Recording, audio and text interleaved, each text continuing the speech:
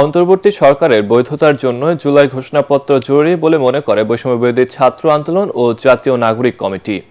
রাতে রাজধানীর বাংলা মোটরে বৈষম্যবিরোধী ছাত্র আন্দোলনের দলীয় কার্যালয়ে আয়োজিত এক সংবাদ সম্মেলনে একথা জানায় সংগঠনের নেতারা। তারা বলেন, নির্ধারিত সময়ে জুলাই ঘোষণাপত্র জারি না করা সরকারের ব্যর্থতা। এ সময় রাজনৈতিক দলগুলোকে সব মতানৈক্য ভুলে জাতির অগ্রগতির প্রশ্নে এক হওয়ার আহ্বান জানান তারা। মাজহারুল হক মুহাজিরের রিপোর্ট।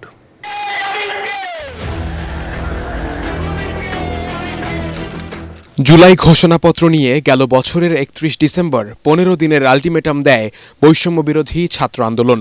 এর মধ্যে দেশব্যাপী চলে ঘোষণাপত্র নিয়ে প্রচার ও জনসংযোগ। কিন্তু ঘোষণাপত্র নিয়ে সরকারের তরফ থেকে এখনও কোনো নির্দিষ্ট দিনক্ষণ না প্রকাশ করায় ক্ষোভ প্রকাশ করে বৈষম্যবিরোধী ছাত্র আন্দোলন ও জাতীয় নাগরিক কমিটির নেতারা। গত ১৫ দিনের প্রোক্লামেশন ইস্যুতে সরকারের তেমন কোনো দৃশ্যমান পদক্ষেপ নেই। সরকার বৈষম্যবিরোধী ছাত্র আন্দোলন সহ রাজনৈতিক দলগুলোর সঙ্গে সংলাপও শুরু করেনি।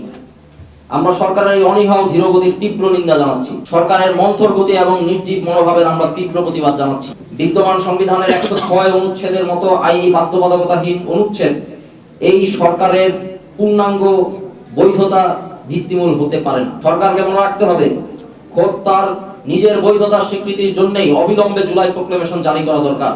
এ সময় জুলাই ২৪-এর আন্দোলনের সব অংশীজনের সঙ্গে আলোচনা করে দ্রুতই এ বিষয়ে সিদ্ধান্ত নেয়ার দাবি জানান নেতারা। ১৫ তারিখের মধ্যে সরকার ভিজিবল অনেকগুলো উদ্যোগ নিতে পারত, সেটা সরকারের একটা ব্যর্থতার পরিচয় হয়েছে। কিন্তু সকলকে একসাথে আলোচনার টেবিলে, বাংলাদেশে এটা গত ৫৩ বছরের একটি পলিটিক্যাল কালচার, একসাথে বসা, একসাথে আলোচনা করা বা সিদ্ধান্ত নেওয়া, জাতির প্রশ্ন ঐক্যমত পোষণ করা, এগুলো বাংলাদেশে কালচারটা নষ্ট হয়ে গিয়েছে। আমরাও সেই কালচার কিভাবে ফিরিয়ে আনা যায়, বর্তমান ছাত্র জনতা সরকার সে উদ্যোগটি নিয়েছে। এদিকে প্রধান উপদেষ্টা ডক্টর মোহাম্মদ ইউনূসের নেতৃত্বে বিকেলে ফরেন সার্ভিস একাডেমিতে জুলাইয়ের ঘোষণাপত্রের ওপর সর্বদলীয় বৈঠক অনুষ্ঠিত হতে যাচ্ছে। বৈঠক থেকে ঘোষণাপত্র প্রকাশের সুনির্দিষ্ট তারিখ জানানোর প্রত্যাশা ব্যক্ত করেন সংগঠন দুটির নেতারা। মাজহারুল হক মুহাজির, এটিএন বাংলা, ঢাকা।